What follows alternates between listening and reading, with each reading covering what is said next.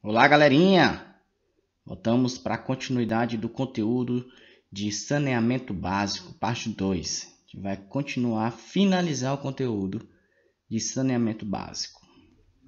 Bom, a gente falou sobre a distribuição de água, né, que existe a estação de tratamento, onde ele vai preparar essa água para colocar para a população uma água de qualidade. Né? A população ela tem esse direito de receber uma água que seja bem tratada, não seja contaminada, nem presença de micro-organismos. Ela vai passar por várias etapas até ficar em condições ideais para ser distribuída para a população. Essa distribuição de água ela vem da captação à distribuição. Né? Então tem todas as etapas, todos os cuidados que a população ela exige para que tenha uma água de qualidade. Existe a parte da represa e do sistema de cano, que é a retirada da água até a distribuição para todas as casas. Então, o cidadão ele tem o direito de receber essa água de qualidade para o seu consumo. Agora a gente vai falar sobre o tratamento de esgoto. O tratamento de esgoto é importante igual ao tratamento de água. Esse esgoto ele não pode ser liberado em qualquer lugar, porque pode estar causando poluição para o ambiente, deixando rios, lençóis freáticos e lagos mais poluídos. Então, quando tem esse tratamento de esgoto, ele evita essa poluição de rios, lençóis freáticos e lagos, deixando assim uma qualidade bem melhor para esses locais que serão retirada a água futuramente. Sem tratamento de esgoto, há uma grande chance de enfermidades, doenças que podem ser causadas, né? Podem usar a água para chegar até os seres humanos. Então, a poluição de córregos, né? Ou seja, a contaminação da água desses locais com micro-organismos ou substâncias tóxicas na eliminação de vários tipos de uso da água doméstica, como banho, fezes, pias. Então, essas águas que vão chegar até esses córregos podem estar levando substâncias de até micro-organismos que vão poluir, contaminar e causar mal ao ser humano. Por isso é de grande importância ter um tratamento de esgoto.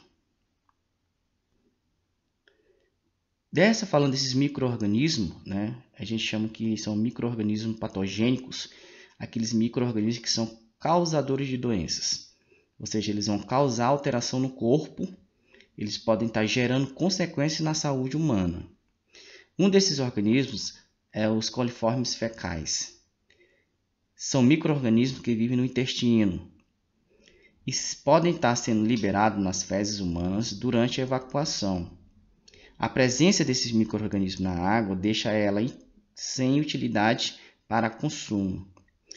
E uma das características é o mau cheiro gerado pela contaminação. Essa água contaminada ela vai liberar esse mau cheiro, dando uma característica bem comum de contaminação. Também são comuns em praias. Quando essas cidades jogam, né, quando essas cidades, elas lançam seus esgotos no mar, acaba contaminando a água do mar com também esses micro-organismos patogênicos. A água e transmissão de algumas doenças. Bom, a gente já comentou sobre essas doenças, a gente vai só reforçar o que esses micro-organismos podem estar presentes na água e gerando várias doenças. Entre essas contaminações, existem contaminações de verminoses, bactérias, protistas, entre outros. A verminose, a gente destaca a esquistossomose, que a gente já comentou, tá? Que é uma verminose que ataca o intestino humano e pode estar liberado através dos ovos. Esses ovos estão sendo liberados nas fezes. Então, quando não se tem um tratamento, esses ovos eles ficam presentes na água e pode entrar em contato com outro ser humano, deixando esse outro ser humano também doente.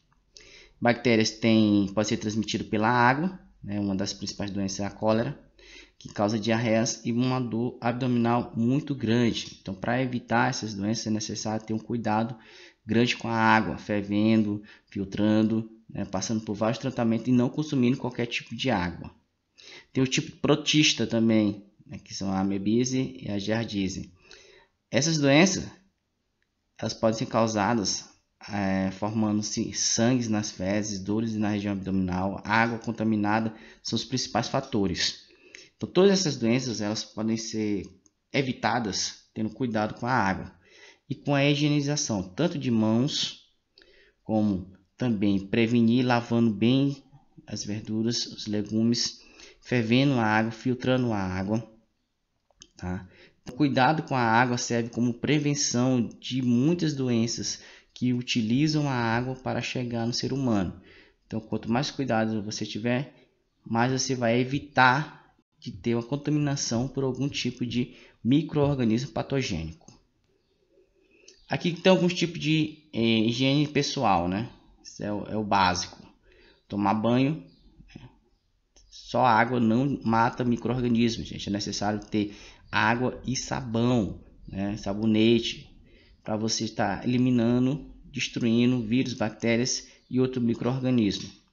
Lavar bem as mãos, né? Principalmente antes das refeições, tá? Com sabão, sempre com sabão.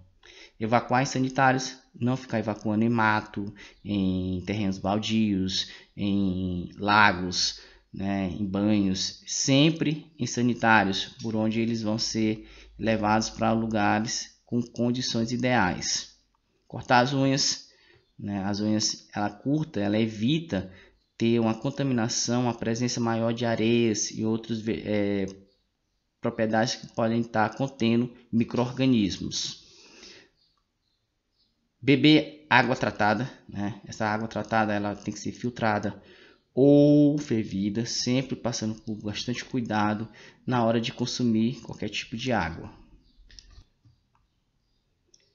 Então existe tipos de fossa que ajudam a evitar essas doenças, né? Ou então contaminação de água ou solo. Existem dois tipos de fossa, fossa seca. Essa fossa seca ela é bem primitiva, ela é bem simples. São buracos que são feitos para ser evacuado as fezes e urinas, ser colocado. Muitas vezes esses buracos eles vêm acompanhando de uma estrutura que parece uma casa, onde é colocado as fezes e urina. Então é bem simples, é bastante utilizado em lugares de zona rural, hoje mais nem tanto, mas antigamente usava-se muito. E tem um contato direto com o solo, então pode ter uma contaminação do solo ou com os lençóis freáticos. As sépticas são mais evoluídas, são mais concretas, né? Elas usam cimento, elas são tampadas, elas não ficam expostas e são bem preparadas para justamente evitar a contaminação de fezes e urinas com o solo. Então são fossas bem equipadas para prevenir essa poluição e também essa contaminação de algumas doenças. Tratamento e saneamento. Bom, a gente falou da ETA, que é a estação de tratamento de esgoto. A utilização dela é bastante importante para evitar que esgotos entrem em contato com a água, o lençol freático ou o solo, fazendo assim com que tenha um retorno com mais saúde e mais perfil ideal para a população. O saneamento básico. O saneamento básico é um direito da população. O saneamento básico ela exige coleta de lixo, né? Então diário ou semanal tem que ter uma coleta de lixo. Tratamento de água, a população ela merece, ela exige, ela precisa de tratamento de água, tá? Água de qualidade, água potável. Banheiros adequados, a população não pode ficar evacuando em córregos, matos, terrenos bandidos. Tem que ter um banheiro ideal para acontecer essa evacuação. E o destino apropriado para o lixo, não jogar lixo em qualquer lugar, é necessário que tenha a coleta e um destino apropriado para esse lixo não ficar ao ar livre, não virar um lixão.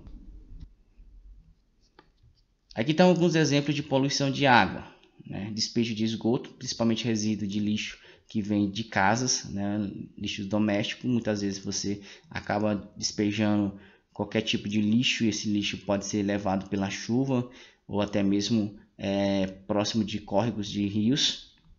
Detergentes, esses detergentes é mais comum em resíduos industrial, mas pode acontecer em resíduos domésticos também. Esse detergente ele causa um grande problema porque ele cria uma espécie de espuma e essa espuma ela vai carregada por uma distância muito grande. E essa espuma ela evita a luz do sol chegar a propriedades marinhas como algas e peixes, e esses animais acabam morrendo, tá? Além de causar uma poluição muito grande. Então, para evitar hoje, existem detergentes biodegradáveis, que ele não cria esse resíduo, essa espuma.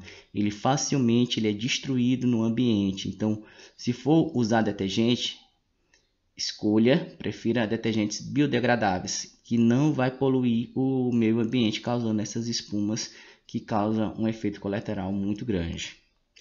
Eutrofização. Eutrofização é o acúmulo de nutrientes. Quando o ambiente ele causa um acúmulo exagerado, esses micro-organismos vão causar a decomposição desse material, formando uma espécie de capa em cima do lago ou rio.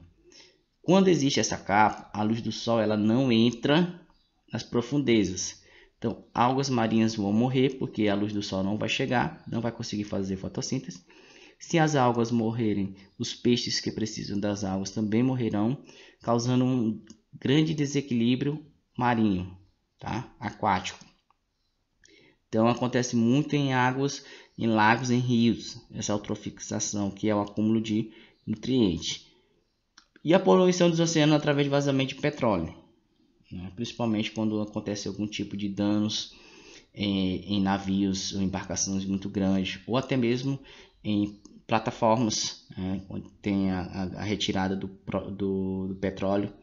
E se acontecer algum tipo de vazamento, isso vai causar grande poluição, criando uma capa escura em cima da água, evitando a luz do sol penetrar as águas marinhas, sem falar dos animais que precisam desses nutrientes e acabam se misturando a essa espécie de óleo, que é o petróleo, e acaba evitando de o animal conseguir sua alimentação e até mesmo morrendo, porque ele não vai conseguir retirar esse petróleo do corpo, fazendo um grande desequilíbrio.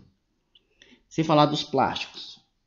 A utilização de plástico aumenta muito nos últimos anos, e isso faz com que esse plástico vá acabar indo ao mar.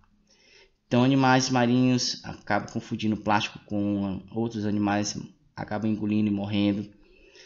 E nossos mares, oceanos estão cheios de plásticos.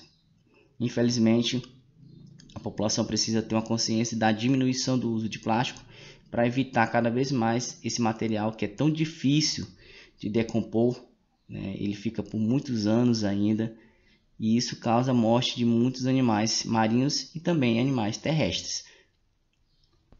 Meu muito obrigado e até a próxima.